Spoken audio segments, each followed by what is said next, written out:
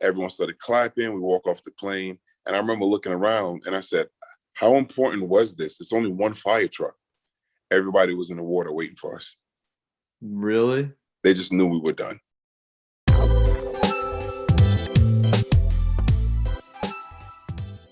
How are you today? I'm well. How are you? Good. Nice to meet you. My name is Matthew Ryan. I'm a freshman at Villanova, and I'm a writer for VUsports.com. Okay. So I just want to start off by asking some questions. Like in high school, obviously, you were the man, 3 straight state championships, and the New York State Player of the Year. What was your relationship with Jay like while you were in high school, and what about Villanova and about Jay himself led you to committing there? Well, Coach does a great job of interacting with individuals, and you just never know who you're meeting, and you never know what connection you may have with them in the future. And I remember the very first time I seen Coach Wright was I was a freshman. I got cut for the Empire State games, and I was real down. I was at Stony Brook, and he was there. At the time, he was at Hofstra University. Mm-hmm. And my high school coach introduced me to him just to say hi, just to get my spirits up. And it did mean a lot for me because it turned out I felt as if I got the short end of the stick when it came to the announcements for who made the team and who made the cut and who didn't make the cut. And the understanding was that I should have been on the team, but I was a freshman and I had 3 more years to make the team. And they let a senior on. So, if you know what that feeling of truly being jaded or being wronged. So I'm in that state of mind. My heart is hurting. And then I met Coach Wright. He just had me just say hi. Coach said, hi, don't worry, a few words of encouragement. So that was my first intro to any type of coach at all, outside of my high school coach. And it went a long way. Outside of that, there was Fred Hill, who was a great recruiter. He was at Seton Hall. He joins Villanova. Coach was at Villanova a little bit before him, and that just sweetened the pot. Coach is a player's coach. You feel a sense of comfort. You feel someone who understands you and someone who hears you and someone who sees you. So that's what stood out the most for me. There was something, the word I can use is natural about it. So that was real exciting. And, and it just made that transitional decision that much easier. Yeah. And then so you guys had that stacked recruiting class with you, Curtis, Allen, and Randy. Who was the first of you 4 to commit? I believe Randy went first, then A-Ray, then Kurt, and then myself. Okay, so it was A-Ray, Randy, Kurt, and myself. Okay, so were those 3 guys being there kind of something that really was like, okay, if I go to Villanova, we can be a national powerhouse and compete for national championships? Well, see, here's the thing that was unique about our class. We all knew each other in high school. Okay. A-Ray, myself, and Kurt played on the same AAU team at one time. Kurt and I always played together. We were so tight. I remember we were touting ourselves as a package deal where, where he goes, I goes, where I go, he goes. And Randy was one of those competitors that you faced all the time in the finals, semifinals for the AAU tournament. So we had a great level of respect for one another, and you get to see each other. And those 3 going definitely played a strong part in my decision to be the last one to join. Okay. And then fast forwarding to your junior year, what do you remember about January 11th, 2005? Was that when I broke my hand? We played against Providence? And the plane almost crashed. Yeah, and that too. Yeah. So, man, you want to talk about a roller coaster ride. You got to think about this. We played at Providence. We went at Providence. I want to say it was our first time I'm talking about, it was years. There were graduating classes, people who went to Villanova and graduated without winning at Providence. Okay. So we won there in a long time, first time in a long time. And I remember vividly going into the locker room. Coach said, good job. And we kind of paused. everyone starts looking at each other, and we're getting ready to go in the showers. And then we just started screaming, yeah, and clapping our hands because it really, really sunk in. Like, man, we did it. That was that as a team. Then I was a little bit concerned about my hand because it was hurting a little bit. It didn't swell yet. It was just hurting. And we got on the plane. And my story with that is this. I'm in the exit row. Chris Charles, who's another tall player who's taller than me, he's in the opposite row. He's in the opposite side of the plane in the exit row. Okay. So we can see each other. So there's a plain line of vision with us.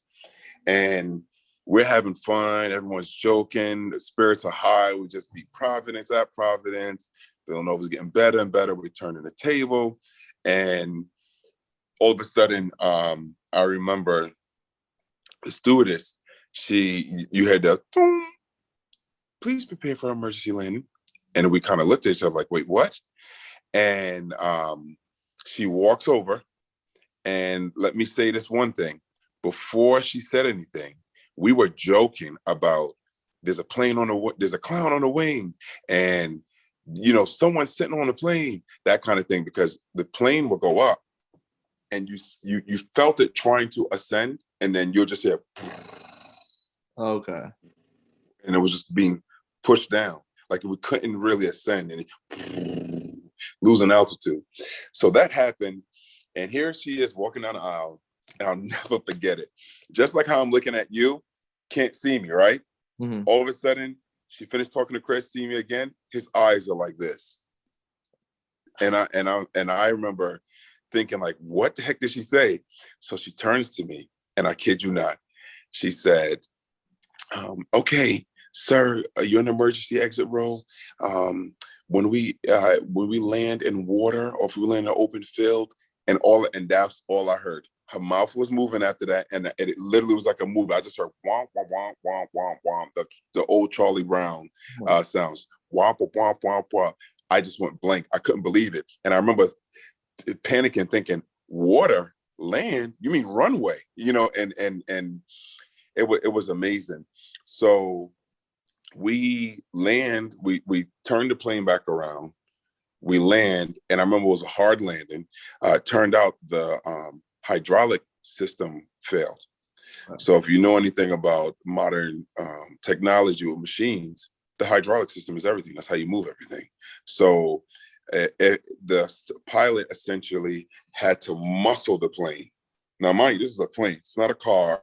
Yeah. It's not even a tractor trailer. You had to muscle a plane, and we're over the water. The part I remember the most that was crazy about the whole ordeal is we land kind of hard, harder than usual, but he did a great job putting this together safely. Everyone started clapping. We walk off the plane, and I remember looking around, and I said, how important was this? It's only one fire truck. Everybody was in the water waiting for us. Really? They just knew we were done. Oh my God. That is first responders were in the water waiting for us. Yeah, that is like a story that I remember just reading, like, being a big Nova fan, just reading some stuff. Mm-hmm. I was like, a plane with every player and all the coaches almost crashed. That is crazy. That happened with the Jazz like 2 days ago or something. They hit a bird and they'd have and had to turn around. Yeah, geez, that is crazy. And then, so still in that junior year, what game kind of stood out to you guys where you guys were like, okay, we can compete with anybody in the country? Well, you know what it was? We started out freshman year because it's this class, right? We're this class, and we had in our mindset that we're going to turn things around, but first let's join and learn. And that's what we did. I actually just got off the phone with Wright 2 days ago.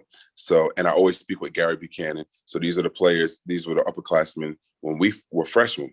Yeah. Andrew Sullivan, Andreas Block was the other two. Derek Snowden was a junior. But long story short, you're there. It was a struggle. We saw that we were knocking on the door of being a good team sophomore year. Junior year, we come into our own. For me, I don't think it was a particular game, especially junior year. It was our sophomore year. We played against UConn, and we played them down to the wire. And this was the championship UConn team, where on that team, I think they had 6 pros.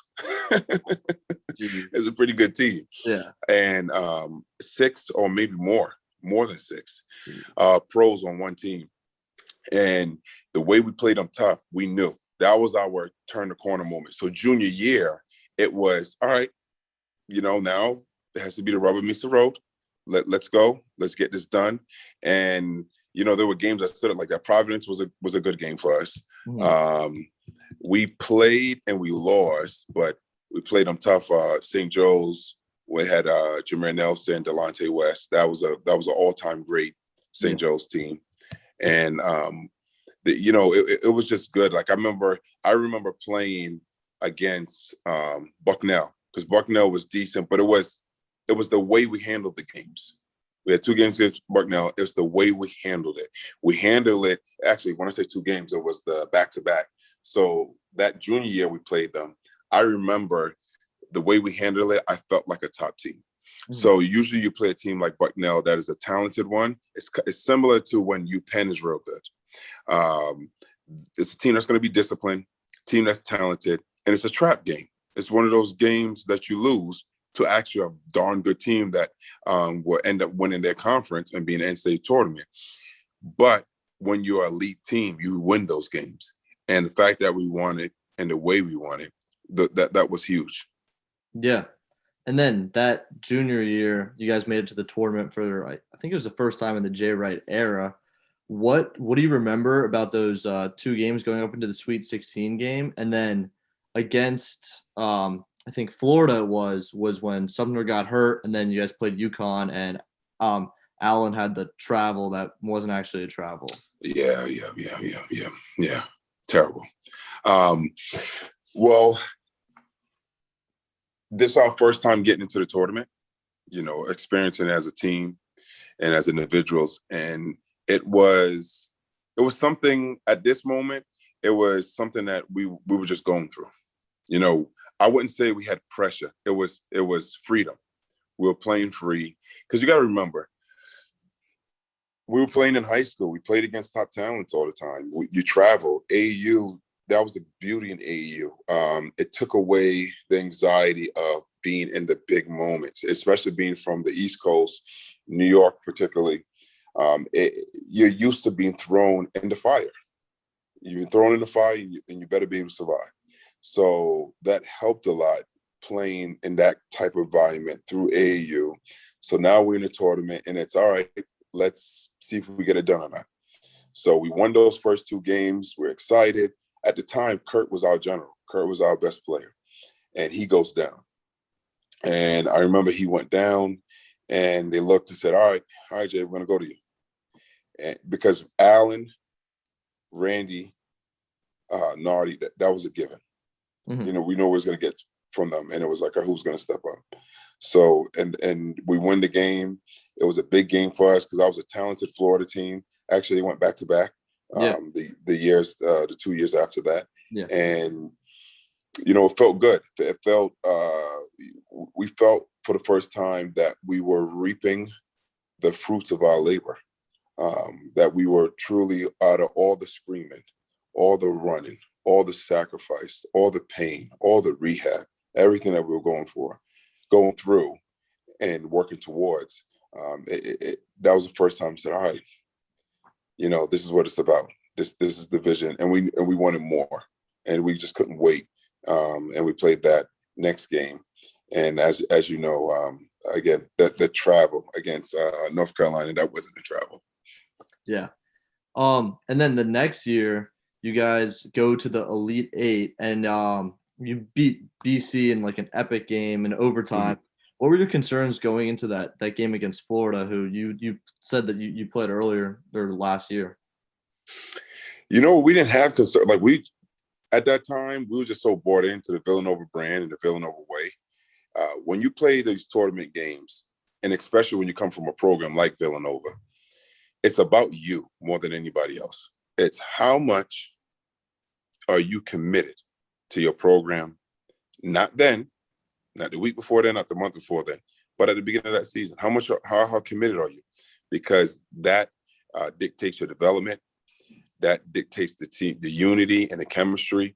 And when the tournament,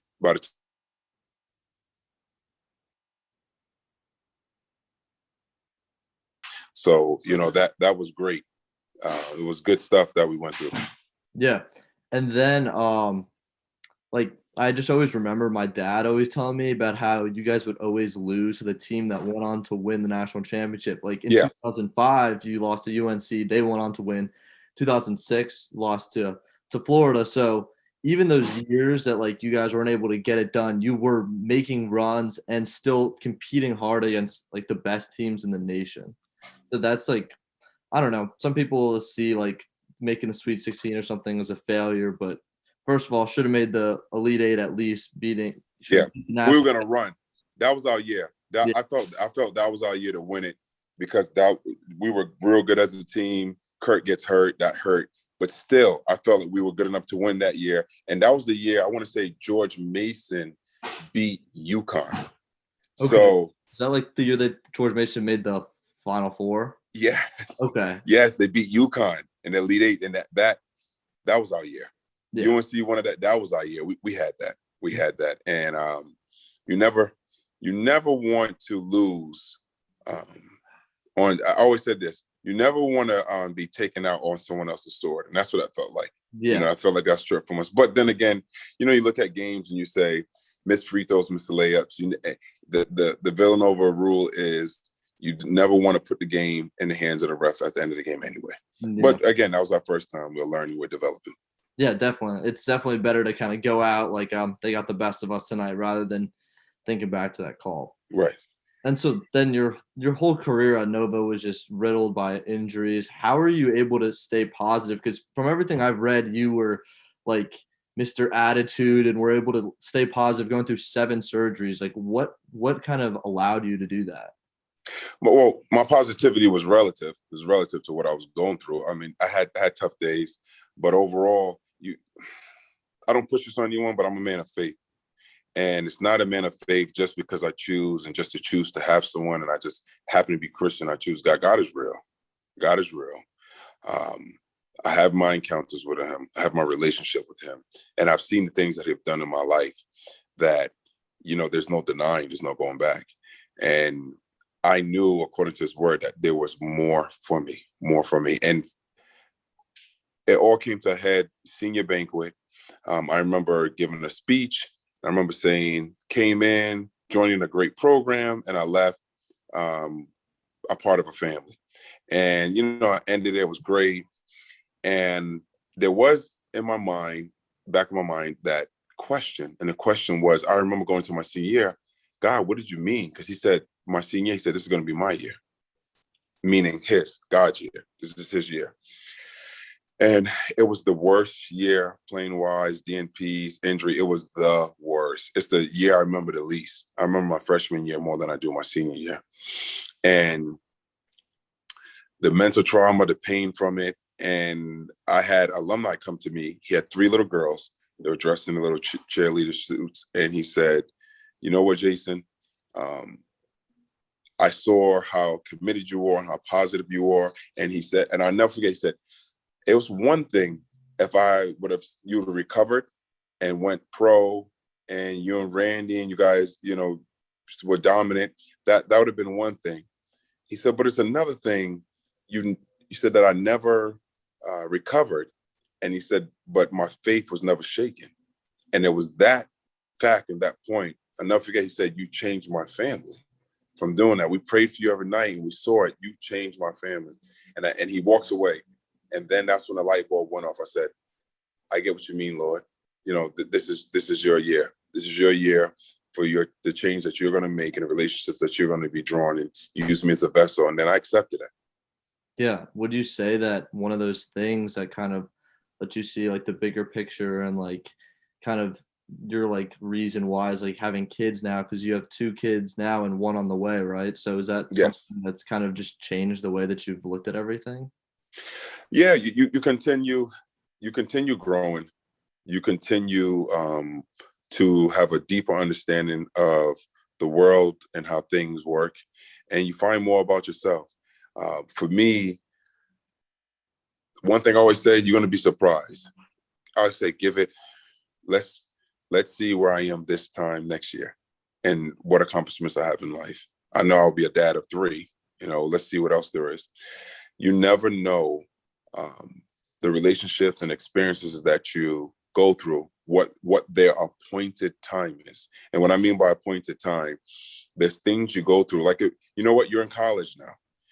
Think about the stuff that you were being told from junior high that only start to make sense now and that you're using it now. Totally, yeah. You couldn't receive it then. They want your parents, coaches, teachers, mentors, any kind of leader, any kind of support. They were trying to tell you something, for the most part, for right then and there. But its use is coming into being practical and being something that you can apply to your life now. So it had its appointed time. So even with my time at Villanova, and because there was for a time where I said, man, I was a bust in terms of I wasn't half of what I should have been, because I was always injured. That I looked at it and said, the relationship that I built, the fortitude, the mental and emotional fortitude that was built from going through that stuff is for a appointed time. So it nothing went to waste, and everything happened the way it was supposed to. Yeah, definitely. And then just going back to kind of Jay and like your time at Nova, how have you seen Jay change as a coach and a person over the past 15 years or so? He just become more wise. He became more wise. You see the wisdom oozing out of him. He's a guru now in the sport of basketball. He had so much trial and error. Let me see, 2000. He had close to 20 years at Nova alone. 20 years of top basketball experience and finding out what works and what doesn't work, and fine tuning that and perfecting that. And that's what we see now in the program, that no matter who's there, no matter who gets injured, you expect a certain brand of basketball. And that doesn't come easy. That comes with losses, that comes with sacrifice, that comes with trial and error. And now we're seeing the finished product in who he is as a man, and who he is as a father, who he is as a coach, and what he built as a program. Yeah, definitely. He recruits in a very unique way, especially for somebody at a top program like Villanova. He doesn't care if you're a 3-star coming out of high school. Like, he wants somebody that's going to buy into the Villanova way. Right. Yeah. Right. What I learned from watching Coach over the years is, to a large degree, character is way more important than talent. From a moral and ethical perspective and a life perspective, but even from a strictly basketball perspective, character counts over talent. That's what's going to see you through, and that's what's going to give you the best chance of longevity when it comes to success. For sure. Do you still communicate with like Randy, Allen, and Curtis a bunch? All the time. I mean, the longest we probably go is a month not speaking to each other. And so if we go a month, or if we go 2 months between all of us and we don't speak, that third month we're going to talk 2-3 times a week. Because we had a friendship before school, and we built a brotherhood through school, and now we're family post graduation. We talk about our kids. We talk about, and it's a little bit of it is only about basketball, but it's more so the program, how the team's doing, how we're doing, and how our children, our families are doing.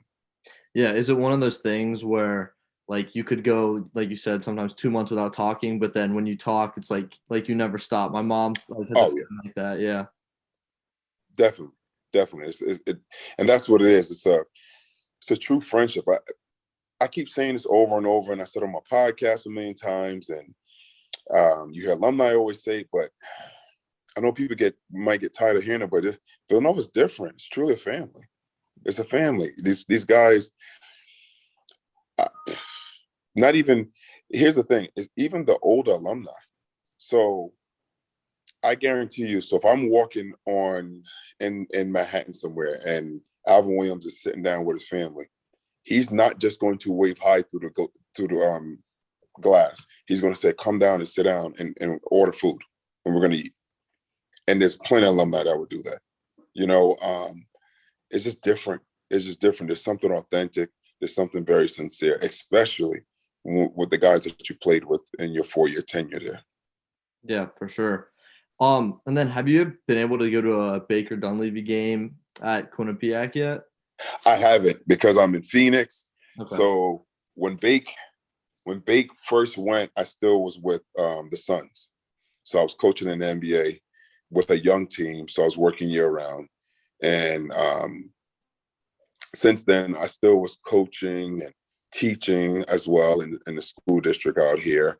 And I just haven't got the chance to go out to the game. And I haven't been to the East Coast that much in the last, especially this COVID changed a lot, but in the last 3-4 years, I've been out maybe 2-3 times, and it's always been for a short stint.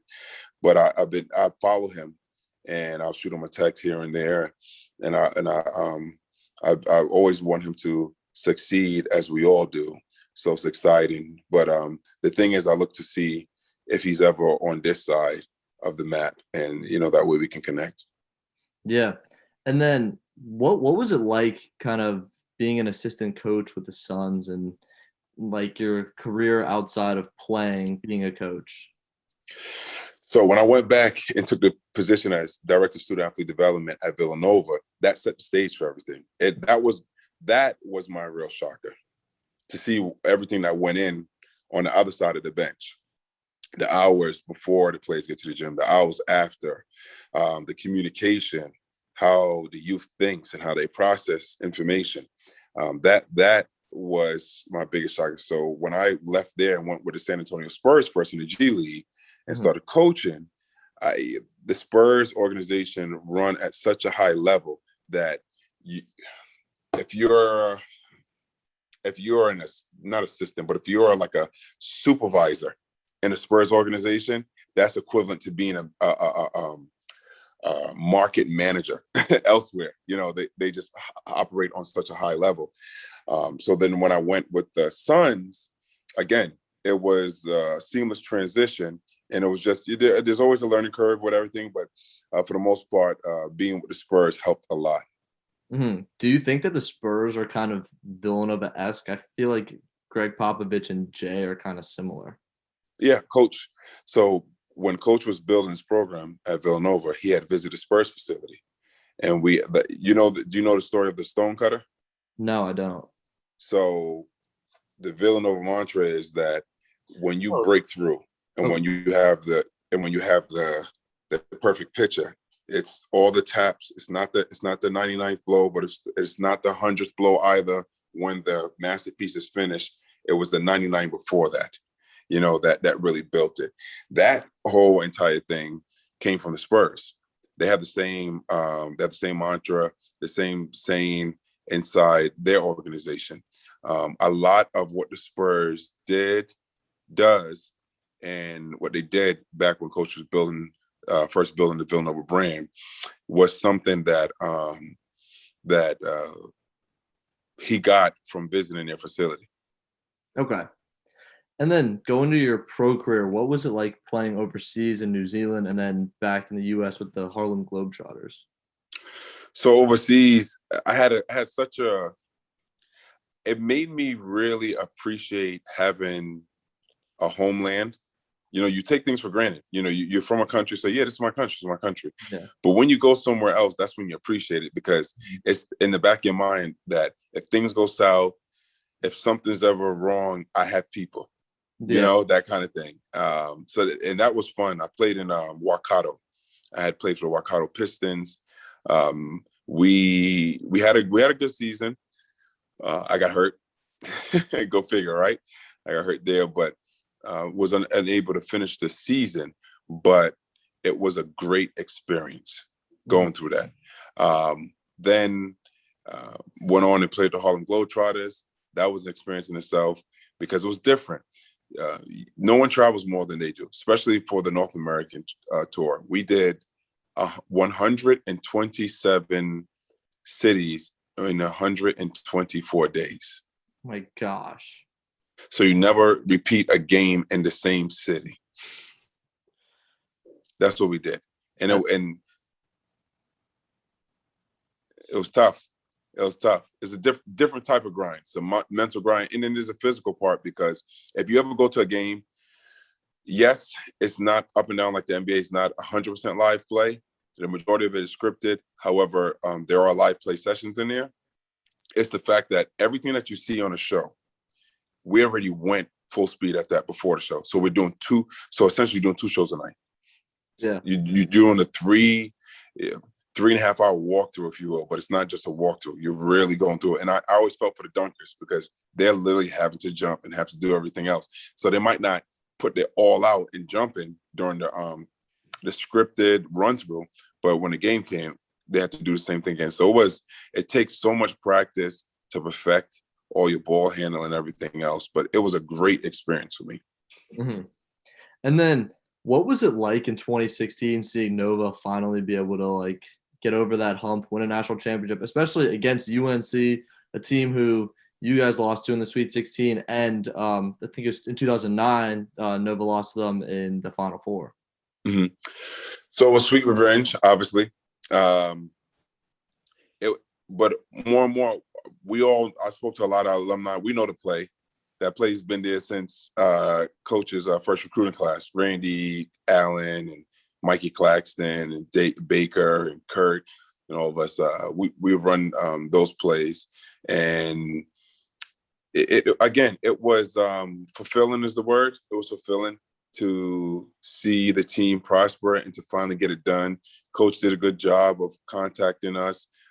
He didn't have assistant call us. He didn't text us. He didn't email us. He called us and told him how proud he was of all of us, and that, win or lose, we are Nova, we are Wildcats, we're all together.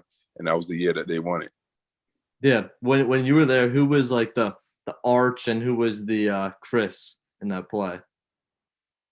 So when we were there, Arch, so it would have been Randy would have had the ball. Okay. And either Kurt or A-Ray would have been Chris. Okay. And then would you have been Daniel setting the screen? Yes, I was at half court setting the screen. And if A-Ray or Kurt would have been a trail guy. Whoever wasn't a trail guy, they were going to be the one cutting to the corner, and then Nardi would have been going to the opposite corner. Okay.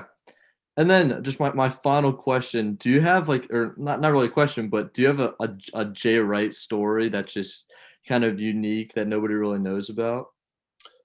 I wouldn't say unique that no one knows about. So now that I'm coaching now, especially dealing with the plays, I find myself saying a lot of things he did. Mm-hmm. And I do remember there was one practice we had, it was during the break. So we were the only ones on campus.